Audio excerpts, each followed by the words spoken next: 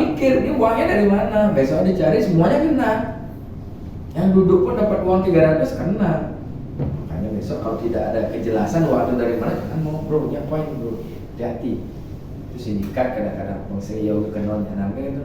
Ya kalau dia lolos tak masalah, kalau dia kena, kalian juga kena. Mau kalian bilang pengkiting pak, pengkiting saya ikut nyuri satu pak dikasih, ya bagaimana orang bukti yang kalian ambil duitnya, ya kan?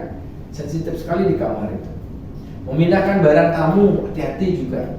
Karena kita berlihat satu bongkar, lumayan sama pilihan dimakan apa boleh. Saya tahu aman masuk penjara, sidang mesum di jauh. Kalau jadi kamar gelap, ada sana itu, hati-hati sekali. Apalagi yang namanya polisi, imigrasi, Turki itu kalah orangnya. Tapi kalau kita udah baik, udah biasa sesuai dengan prosedur SOP, nggak ada jalan kita. Ya, nggak ada jalan orang benar gitu jadinya. Jadi kalau tindakan saya, emosi saya akan menyebabkan teman-teman kita terpengaruh jadinya. Kalau satu aja yang mau menyebarkan kenegatifan, tentunya yang lain pasti akan kena emosinya. Akhirnya yang terjadi adalah ini semua pasti jatuh. Makanya saran saya mulai sekarang, when you are together in the same room, itu jaga kebersihannya bareng-bareng, jaga kedisiplinan. Walaupun banyak yang dari kalangan kalian yang tidak sama persepsinya, karakter dan tingkah laku, tapi harus ada berani yang mengambil tindakan bahwa memang kita harus disiplin. Ya, karena di negara Turki itu memang negaranya bebas. Cuma kalau yang namanya minum mungkin boleh minum, tapi jangan sampai kalian ke hotel udah mabuk lagi, muntah lagi, ya efeknya ada kemana-mana. Dicari terusnya kemana, akarnya ada kalian mabuk di Osman jadinya. Nah, ini adalah fakta. Kejadian ini bulan lalu di Losmen, Turki. Ini di hotel apa ya? Saya nggak ngerti di hotel apa anak-anak tinggal. Kira-kira di dalam pemikiran kalian gimana sih manusianya, resah nggak? Resah banget loh. Sampai yang punya rumah apartemen ini langsung diputus kontrak hotel itu. Beginikah kalian? Notabene katanya orang housekeeping, tetapi kok joroknya luar biasa. Saya lo marah dengan pusat kemarin itu. Anak-anak banyak dipulangin pusat dari ini loh buktinya. Baru saya percaya kalau memang ini orangnya jorok banget loh. Ini mungkin masuk akal, dikasih dapur yang bagus, lihat tuh lantai nggak di ini. Dari si minum lagi, punya-punyahan lagi, besok ada yang ini. Makanya jadi di awal saya beritahu bahwa hotel tidak mentolerir yang namanya orang-orang. Karena apa? Karena kebiasaan kita dari muda ya sering minum di pos kamling, di mana itu ada yang bawa NGB, boleh minum silakan, tapi disiplin minum. Gue punya tidur aja, besok bangun pakai kan apa-apa kan? Punya mesti melalung di dapur, mesti gini kuak-kuak gini lah, aduh, ya rusak otaknya dan gitu ya. Jadi ini adalah bukti nyata kandidat Turki yang memiliki sikap mental yang kurang disiplin, ya, yang menyebabkan manajemen hotel mendeportasi, udah deportasi orangnya, dan memindahkan mereka ke apartemen yang lebih rendah dan sangat kurang sekali. Ya. Jadi di situ saya tidak ingin nanti rekan-rekan kena imbasnya, ya. Nah, ini adalah 10 tips dalam berhadapan dengan atasan dan rekan kerja. Nah, ini saya jelaskan. Yang pertama adalah bersikap proaktif. Jadi yang pertama sikap proaktif artinya pastikan kamu selalu proaktif dan memikirkan semua kendala sebelum semua menjadi masalah yang serius. Ya, ini dapat dilakukan dengan memeriksa secara teratur semua anggota tim Anda, tanyakan kendala yang mereka miliki selama bekerja, baik saat work from home atau dari office. Lalu tanyakan apa cara yang bisa kamu lakukan untuk membantunya. Seseorang atasan juga harus menjaga keseimbangan antara tim dengan cara selalu mengetahui informasi terkini dalam pekerjaan. Misalnya proyek besar apa yang akan menjadi kerjakan dan tanggung jawab seperti apa yang mereka dan tim membantu. Dalam arti gini, bersikap proaktif itu artinya adalah jangan jadi orang yang melempem. Pernah lihat orang yang melempem nggak? Ditanya diam, dikasih juga jawab diam, gitu loh. Kalau orang bilang orang ngabeng, gitu loh, ya kan? Orang ngabeng, akhirnya lebih baik kita proaktif nih. Baru bangun pagi, set, baru ke kantor, good morning. Nah itu orang proaktif, good morning. Apa yang bisa saya lakukan hari ini? Is there any new job? Wah, selain kita, paling tugas kalian baru masuk tuh paling apa? Cetak troli kan? Nanti kan cetak troli semua lengkap. Kalau di job assignment dikasih tawaran, oke bos. Nah, jadi kita ceria, orang yang proaktif, ceria setiap saat itu akan disenangi loh sama bos-bos. Bukan hanya bos-bos nyenangi, tamu yang nyenangi, bikin dompetnya dia kecok-kecok itu udah senyum kalian. Be proaktif ketimbang ada tamu, good morning, yang bilang itu lemah dan gitu. Kalau tamunya good morning udah, apalagi tahu namanya, call them by name. Pernah dengar nggak? Kalau kamu dipanggil namamu manggil kamu dengan namamu, enak nggak rasanya? Halo, nah kan jelek kan? Coba, Pungki, gimana kabar? Ganteng banget hari ini. Pes-pesu, sama juga. Tamu itu manusia. The guest is human being. Dia punya perasaan. Kalau dia disebangin, padahal maksudnya kita bukan gitu, dia ikut nyembang namanya. Siapa ini? Ya kan? Tapi kalau tamunya disenyumin, diajak ngobrol kan mendekat tamunya. Nah, makanya saya bilang, ubahlah tamu itu dari batu menjadi permata. Contohnya kan ada batu nih, kalau batu ditaruh di adalah berlian nih, tamunya berlian. Kemudian ditaruh di lumpur yang ditenggelamkan di lumpur, kan kelihatan dia nih nggak kelihatan dia berlian kan? Caranya gimana? Poles dia sampai dia bersinar. Hari terakhir pasti dia akan kasih sesuatu. Nah ini orang nih. Ini pasti kamu udah lakukan ya. Jadi mungkin berapa hari yang maksimum kamu pernah tinggal satu hotel? Hotel paling lama 1 minggu. Nah 1 minggu. Bisa 1 bulan. Ya bisa 1 bulan. Jadi 1 minggu itu kamu itu dari hari pertama sampai hari ke-6, bila perlu kamu dicek ayah ini, apalagi di tengah kamar itu berlian, waduh loh besar ya kan. Paling saya kerja tipenya 1000 gitu istilahnya. Kak teman saya 1600 mah tipe. Dia nggak percaya, kembali lagi tamunya. Nah, this for you and family gitu. Ya, hanya kenapa? Hanya baik aja sama tamu. Orang bilang service first, money come. Apa artinya? Layanan dulu, uang itu mengikuti. Ya kan, sejak ujung-ujung hari ke-5 marah baik-baik, beda ya dari 1 sampai ke-5 kamu kemana gitu loh, seperti kan 1 sampai 5 itu kalian harus baik-baik sama tamunya, apa kekurangan aja mah bila perlu sana lek cuma ini ngale itu lah, cek pura-pura itu pura-pura aja ya karena kita ingin dompetnya dia itu loh.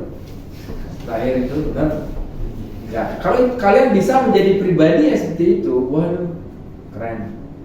Jangan jadi pribadi yang nyata udah kamu ungkap gitu loh. Nah, jadilah yang ceria, ini namanya proaktif ya. You need to be attentive, proaktif. Kemudian berhenti berasumsi. Nah, ini orang kita nih, orang Bali nih, orang Indonesia tuh nama kita ini selalu berasumsi. Tahu artinya berasumsi?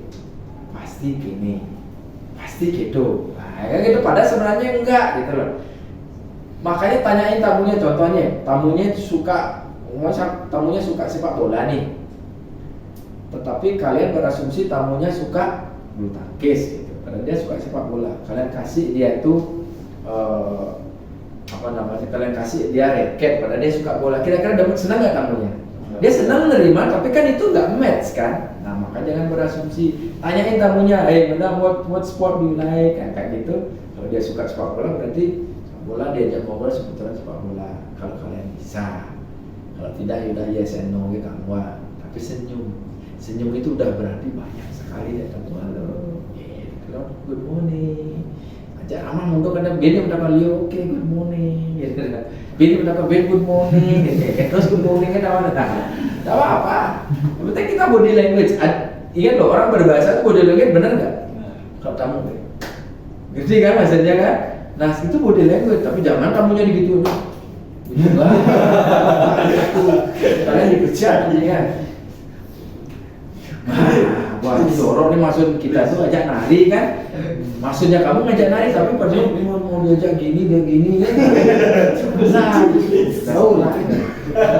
Asal besok kajiannya enggak, maksudnya kalau umpamanya tamunya kan clean, ya lama-lama bisa kok ya ngomong, benar? Gitu aja body language itu. Jadi body language itu jauh lebih artinya. Jadi ingat bahasa itu ada bahasa yang diperagakan, ada juga bahasa ekspertisnya, bisa juga kalau kalian mau bisa keduanya mantap. Ya. Itu berasumsi. Kemudian contoh berasumsi itu gini, tamunya baru datang nih, excuse me, can you give me brush please? Nah, itu maksudnya Saudara gue langsung berpikir brass jazz ke pohon langsung mas bangkang ya. So this is your bass gitu. No brass, what brass ikat tuh kan. Dia brass bang. Karena cepat kita berasumsi otak kita. Tanyakan kalau belum jelas tanyain, jangan berasumsi. Ingat ya, ingat di negara barat kalau kurang jelas bertanya. Jangan diam, bertanya. Kalau nggak jelas jangan bilang oke, padahal belum jelas. Tapi di kita ini sering begitu kan. Coba sekarang saya bilang Andi aja, Andi saya kasih permen aja. Susah kok dia bilang thank you. Anak-anak kita juga sama. Dikasih dia makanan, lari dia nggak pernah kan dia bilang terima kasih. Tapi kalau orang di sana dikasih sesuatu dia pasti bilang thank you. Karena kebiasaan. Mulai sekarang kalian harus membiasakan bilang thank you. Excuse me, thank you sir. Excuse me, thank you sir. Excuse me, thank you sir. Excuse me, thank you. Itu harus dilatih. Apa beda? Tapi dia terus nyocok excuse me sir, thank you sir, excuse me sir, thank you sir. Terus cleaning juga begitu ya, bodoh orangnya. Nah itu berarti berasumsi. Nah sering berbaur itu artinya gini. Pada saat kalian melakukan pekerjaan di kamar, kalian itu banyak ide. Berbaurlah dengan teman-teman kalian, ya kan gitu disebut ya. Kalian apa yang kurang, jangan menjadi pribadi yang introvert itu dalam arti sesemput kan bebannya tiap hari, gue mau gaya luar negeri, gue pikir rumah deh gitu. Pantunan kan pikir terus melayang begini kan. Sebenarnya kita itu harus berbaur dalam arti entertain, jadi hibur diri Anda pada saat Anda bekerja di sana ya dengan teman-teman, menjadilah pribadi yang ceria. Oke? Ya, karena kalian masih muda semua loh. Ada yang nikah di sini nggak? Belum, cukup lah cari pacar di sini. Kemudian buat aturan dan informasi yang jelas. Nah ini SOP, apa tuh SOP? Standar Operasional Prosedur. Nanti kapan mulai training nih, Adi? Senin ini ya. Berarti lagi 2 hari dong. Nah lagi 2 hari begitu kalian nanti masuk hotel di One, berarti kalian akan di training. Kemudian kalian harus menyesuaikan diri dengan SOP, Standar Operasional Prosedur. Ya, yang sebentar aja. Nah kemudian SOP itu maksudnya nanti kalian akan diajari di hotel gimana caranya mengelak meja yang benar, mulai step by stepnya dari mana, kan udah diajar sama skipper kemarin ya, mulai dari ketok pintu, masuk ke kamar tamu, pasti udah besok silakan dipraktek aja di Iwan. Ingat di Iwan selama sebulan ya Dika trainingnya. 3 minggu. 3 minggu untuk rumah kalian. Jack hancurin dalam arti hancur katanya benyah trainer di sini ngengken. Nih aku Mbak Dadi begini lebih baik di nyanyi ketimbang diam. Di sini diam, aku bisa ya kan di Turki langsung pecah gitu loh. Enggak mau begitu. Lebih baik di sini kalian bertanya sebanyak-banyaknya. Diri ceritakan gimana kisahmu dari awal dan Halo, perkenalkan nama saya Igede Eka Juliawan. Saya dari Karangasem, Kubu, Gianyar. Apa lagi Pak? Ya, ceritakan bagaimana awalnya kamu bekerja di Turki. Pengalaman kerja di Turki, saya baru sampai di Turki itu pertama saya mendapat hotel di Trabzon. Di Trabzon cuma training 1 minggu, saya pindah hotel lagi. Setelah pindah hotel, saya pergi pindah dari Trabzon, saya langsung ke Istanbul. Di Istanbul saya di interview, ditanyain lagi, kamu udah dapat kerja di mana? Saya bilang saya tidak pernah kerja, cuma training saja. Cuma training 1 minggu. Terus ditanya lagi sama manajernya, kamu di sini mau gimana? Gitu ditanya. Kalau bisa saya training dulu 1 minggu di sini, saya lulus training, boleh langsung kerja? Boleh. Udah lulus, itu aja pengalaman saya. Itu di hotel mana? Di RC. Oke. Kira-kira menurut kamu kesulitan apa yang kamu dapatkan di awal-awal pada saat kamu bekerja di sana? Adaptasinya itu gimana? Apa yang kamu merupakan sebuah kendala dan bagaimana caranya kamu mengatasi? Kendalanya sih cuma di bahasa. Di bahasa. Beradaptasinya sih biasa-biasa saja.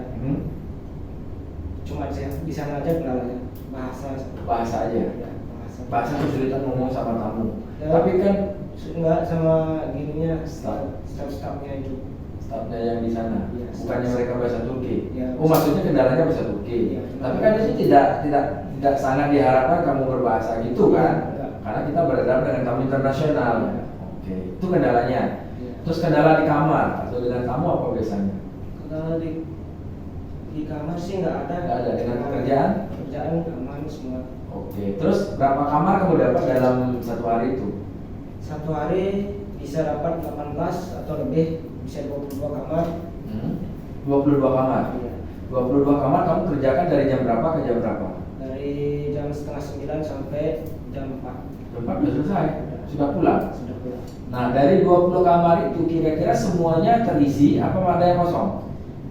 Yang kosong ada 10. 10 kosong. Iya. Oh. Yang isi cuma 10. Yang isi cuma 10. Ya. Oke, berarti kamu cuma mengerjakannya 10, sisanya cuma acak-acak aja ya. Iya. Nah, gampang, berarti tidak ada tekanan ya. Tidak ada tekanan sama sekali. Kira-kira situasi bekerja di situ sama di Bali ada perbedaan nggak? Santai nggak kira-kira?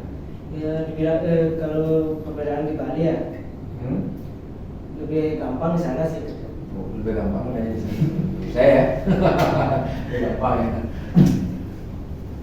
Tadi kan lagi syuting ya. Oke, terus nah tipping, kita ngomong tipping nih. Nah kan kamu dapatnya 8.500 ya sekarang ini delay sama dengan kontrak kalian nanti dapat segitu. Kira-kira tipping yang pernah paling banyak atau yang dapat tipping di musim yang ramai itu kapan? Musim lalu dapatnya 1.000. 1.000 tippingnya aja. Iya, tippingnya. Oke. Tippingnya aja, terus ditambah dengan gaji pokok dan semuanya Dapat. lumayan ya dapat ya. Lumayan. Oke, berarti dalam 1 bulan saya sih pernah dengar katanya ada yang dapat 1.000, ada yang dapat 2.000, ada juga bahkan ada yang dapat 3.500 gitu ya. Ya, kalau lagi rame-ramenya bisa dapat segitu. 3.000 ya. Berarti tidak ada service charge ya. Nggak ada Yang service. jelas gaji tidak pernah dipermainkan dan sebagainya. Nah, kemudian keseharian nih, kamu kan selesai kerja dari jam 9 sampai jam 4 tuh. Dapat makan nggak di hotel? Dapat 1 kali. 1 kali. Kalau mau 2 kali kita harus nunggu sampai jam setengah 6. Oh, berarti kalau breakfast bisa nggak? Kalau breakfast nggak dapat. Tapi kalau kamu yang tidak datang ke hotel, makanya kalau breakfast kan udah selesai jam berapa? Breakfastnya Jam 7. jam 7 masih buka, tapi saya kan berangkatnya Jam 9. Jam 7 Bukan kan. berarti tidak dapat breakfast, tapi ada breakfastnya. Tapi sudah nggak ada sekarang. Ya, karena Dulu jam kan 9. waktu baru di sana kan masih ada breakfast. Oke. Nah, kamu itu tugasnya jam. Tapi biasanya kamu masak pagi ya? Ya, masak. Masak. Makan. Ya. Terus kita ketemu orang-orang di sana, nggak orang-orang Indonesia yang kerja juga, Ya, banyak ketemu orang Indonesia di sana. termasuk cewek-ceweknya udah ya. Cewek-cewek. Jublis. Udah mau Kita Tapi harus ya. Oke, itu kan tipe ya. Berarti jam kerja. Nah kemudian pada saat tidur kalian itu di losman itu jam berapa kalian tidur tiap malam itu? Kalau sekarang kan udah musim panas nih. Palingan tidurnya jam setengah 1 atau jam 2 Pagi jam 2 malam. Malam. Karena nggak bisa tidur ya. Ya, soalnya jam 10 baru malam Mataharinya, oh iya, mataharinya baru hilang. Iya, baru hilang. Jadi di sana perlu diketahui jam 10 malam pun masih ada matahari kan. Kalau yang pertama baru-baru berangkat sana ya Belum, ya? masih bisa tidur jam segini, Ya. jam 10 itu masih bisa. Oke. Tapi kalau sudah Udah kebiasaan, udah 1 tahun kayak saya, wah Susah ya? Susah. Nah, terus pada musim salju apa yang kamu lakukan di musim salju? Kalau musim salju saya jarang keluar. Jarang keluar ya? Iya. Di rumah aja ya? Iya. Sebagai gitar di situ ya? Ya, Ya, ya. dingin soalnya. Oke. Itu pertanyaan dari saya sekarang Kalau dari waktu ini saya belum belum. terlalu ini, cuma sedikit saljunya, cuma 2 hari aja udah hilang. Sekarang ada yang bertanya, silakan. Mungkin dari Suadiska. Tadi kembali ke kartunya gitu. Kalau itu kartunya itu belinya paketnya per bulanan ya? Sama lah kayak kartu Indonesia ya. Oke, bisa di di sini. Enggak bisa cok, harus Di di sana. sana. Sama. Berapa tadi belinya kartunya? Kalau saya dulu belinya 400 daily. 100 daily itu sama dengan 400.000 ya? Enggak. Oke, 300.000 ya? Mahal juga ya, SIM card. kuota internetnya berapa dapat tuh biasanya? Kuotanya palingan 30. 33 ya. Enggak, nggak usah internet. Oke. Ada lagi kodenya? Beli biasanya di di mes itu di satu kamar kan lebih dari 2 orang 3 orang tuh, di mana dia biasanya cara ngatur waktu ke kamar mandi. Misalkan satu shift pagi-pagi, satu shift semuanya pagi gitu, mandinya gimana di daerah itu? Palingan mandinya tuh 10 menit dah. Sebelum Semuanya kalau saya sih, teman-teman saya semua kan itu jam 9 tuh di kamar tuh, semuanya harus keeping. Bangunnya dah, palingan bangun jam 6. Bangun jam 6 itu mandi satu-satu, kalau nggak kondisi. Nah istilahnya ngeju orang tuh. nabung. Nabung. Kalau saya sih bangunnya jam setengah 8. Karena kerja Ya, siang. nggak itu dah, jam kerja kan jam 8. Bangunnya siang biar Ini adalah teman lah selesai mandi itu semua dari depan orang. Turki. Saya paling terakhir. Habis mandi itu langsung berangkat kerja. Jauh nggak dari mesnya mau apa? Kalau saya sih dekat, 5 menit. Akses jalan. Iya, akses jalan. Sebagainya. Kalau yang lain-lainnya sih ada jauh tuh kan dapat uang transportasi dari hotel. Ayo, ada lagi yang menanyakan? Tanyakan sebanyak-banyaknya.